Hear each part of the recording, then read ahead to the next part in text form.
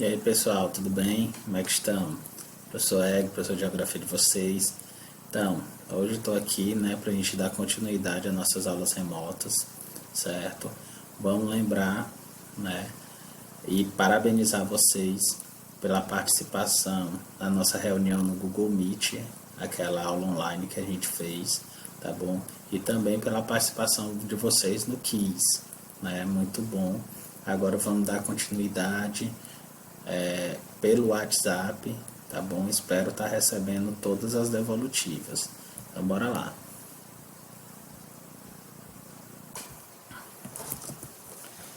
Quem são os BRICS?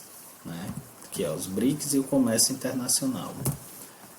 Nos anos dos anos 2000, no início dos anos 2000, o economista britânico Jim O'Neill constatou que Brasil, Rússia, Índia e China possuíam perspectivas econômicas promissoras por apresentarem crescimento econômico acima da média de outros países. Em 2009, esses países emergentes se uniram para estabelecer uma cooperação econômica financeira e em outras áreas, como ciência, tecnologia, saúde, energia, agricultura e turismo. No ano seguinte, a África do Sul foi admitida no grupo, formando os BRICS, sigla formada pelas iniciais desses países, considerando-se o nome em inglês de África do Sul, South Africa. Então, os BRICS são um grupo de países emergentes, certo? Que vem crescendo economicamente. E aí, BRICS significa Brasil, Rússia, Índia, China e South Africa, África do Sul, tá bom? Então, esses aqui são os BRICS, pessoal. Rússia, China, Índia, África do Sul e Brasil. E aqui são outros países emergentes, México, Chile, Argentina, Nigéria, Etiópia, Arábia Saudita, Irã, Egito, Turquia, Tailândia, tá bom? Então, pessoal, o que vocês têm que entender, Os BRICS, são países que no início dos anos 2000 se tornaram, adotaram ou criaram essa característica de países emergentes, por causa de um grande crescimento econômico que vinham tendo. Então, esse crescimento econômico até hoje se mantém principalmente na China. A China hoje, pessoal, é o segundo país que mais cresce, na verdade é o primeiro país que mais cresce economicamente no mundo, certo? A China cresceu várias vezes em torno de 10% ao ano. Hoje diminuiu um pouquinho para 8 e alguma coisa por ano, 8,5%, 8,3% ao ano. Depois da China, desses países que formam o BRICS, a Índia é o país que vem em seguida com esse crescimento. O Brasil passou por um período de crescimento econômico, só que hoje, nos últimos anos, tanto o Brasil como a Rússia eles estão num decréscimo de crescimento econômico. O Brasil, devido às graves crises econômicas e políticas que acontecem dentro do nosso território. Então, Brasil e Rússia vêm diminuindo o seu crescimento econômico, vem decrescendo, certo? E a África do Sul vem com um crescimento discreto durante esse período. Indicadores sociais econômicos.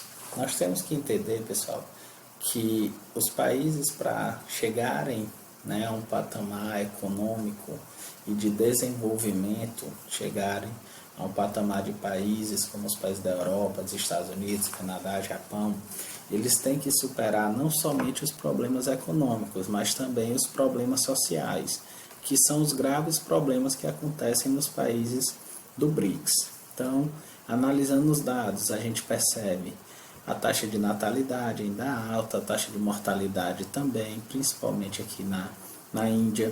A expectativa de vida na Índia é um pouco mais baixa que os outros países. A taxa de analfabetismo da Índia é grande. No Brasil ainda também é grande, certo? E aí, média de anos de estudo, O Brasil está abaixo de países como Rússia e África do Sul. O IDH é um IDH bom e ótimo na maioria dos países.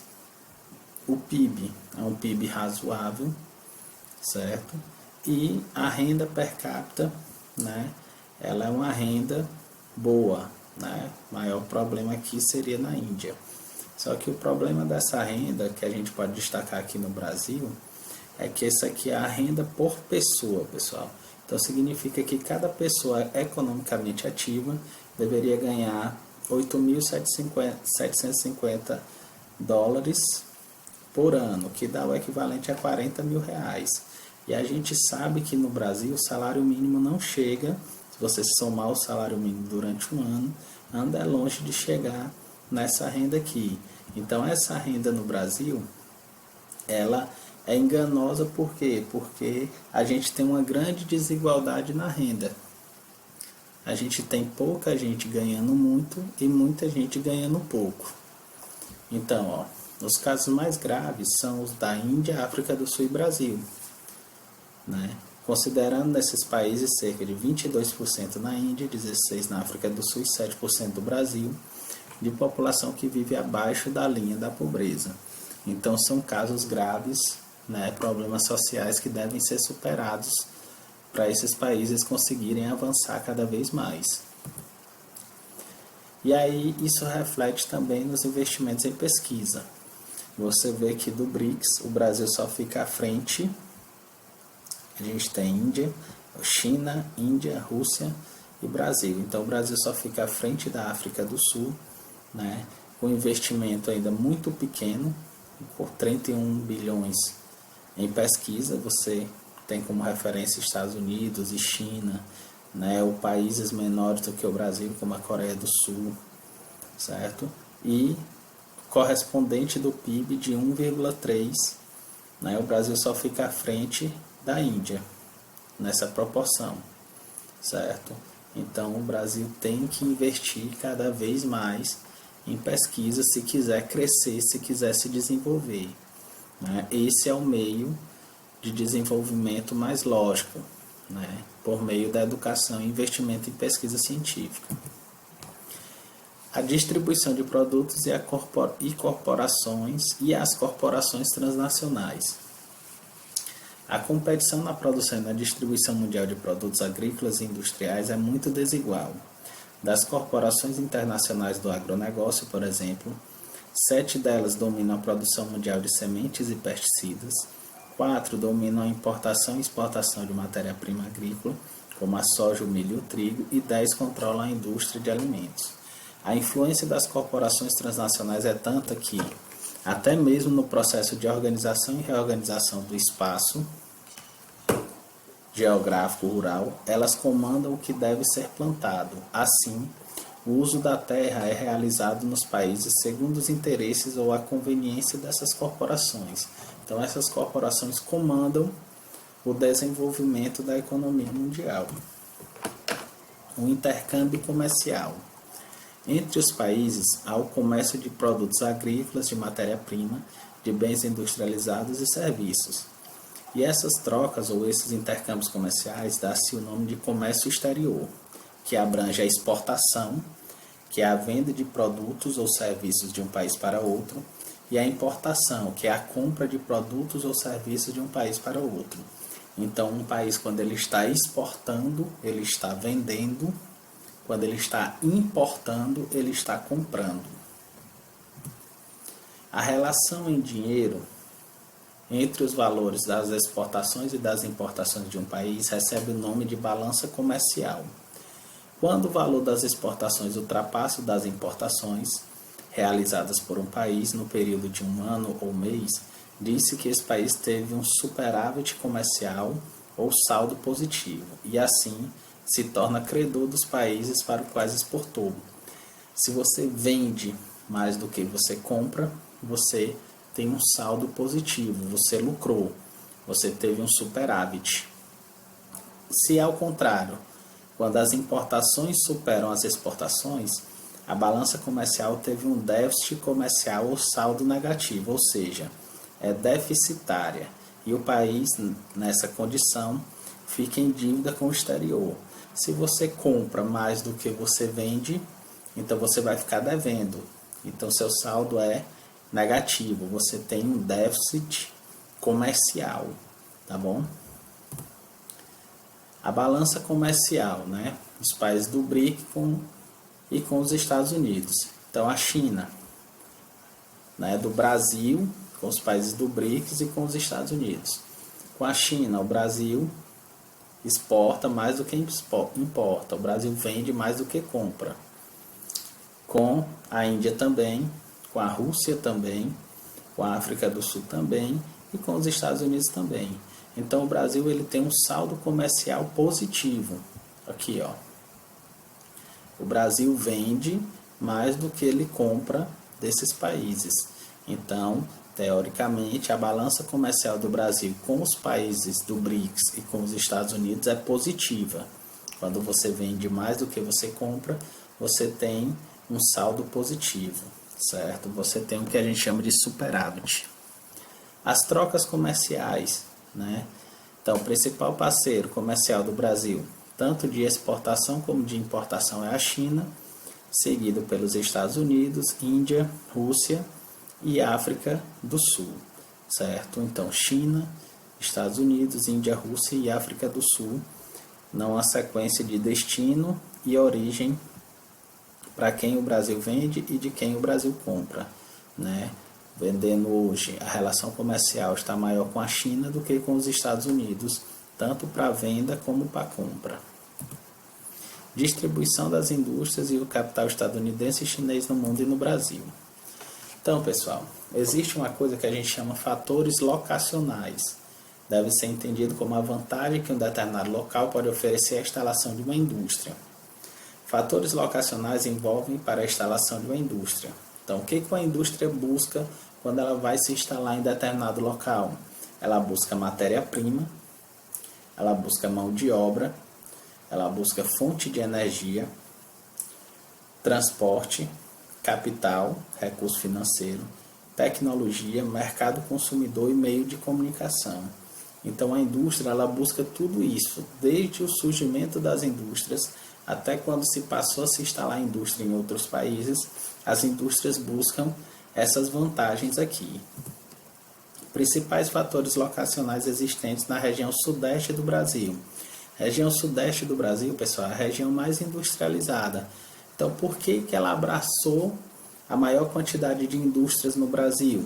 Primeiro, energia, matéria-prima, mercado consumidor, população urbana crescente, infraestrutura de transporte, ferrovias e portos, capital federal, Rio de Janeiro, capital acumulado com o café, crise de 29, redução das importações e mão de obra imigrante e descendentes. Isso, pessoal, foi quando o Brasil se industrializou lá em 1930. Então, essas eram as vantagens que a região sudeste oferecia para que as indústrias se instalassem naquela região. Só que com o passar do tempo, a gente teve uma dispersão industrial, uma descentralização industrial, uma desconcentração industrial. As indústrias começaram a se espalhar por outros países do mundo e dentro do Brasil por outras regiões. Isso se deve a quê? É um dos efeitos da globalização. As empresas transnacionais buscarem produzir onde os custos são menores e assim implantam unidades fabris em países que oferecem incentivos fiscais, como isenção de taxas e impostos, mão de obra barata, infraestrutura para a produção e exportação, acesso direto às matérias-primas, entre outros fatores. Com isso, reduz o preço final de seus produtos. As tecnologias mais avançadas, informatização, robotização, transporte de volumes maiores, possibilitam a fragmentação das linhas de produção das fábricas. Então, hoje em dia, pessoal, essas vantagens são oferecidas por diversos países no mundo e por outras regiões do Brasil para absorverem uma quantidade maior de indústrias. E hoje a gente tem a fragmentação do processo de produção. Hoje as empresas, graças aos meios de comunicação e de transporte, elas não precisam produzir tudo em um determinado local. Então, no exemplo que a gente tem aqui, esse avião, as peças dele são produzidas em 9 países diferentes. E aí cada peça é produzida em um local e elas são destinadas a um local posterior para ser montado. Então cada país produz ou fabrica uma parte do avião e aí depois mandam tudo para um único local para ele ser montado.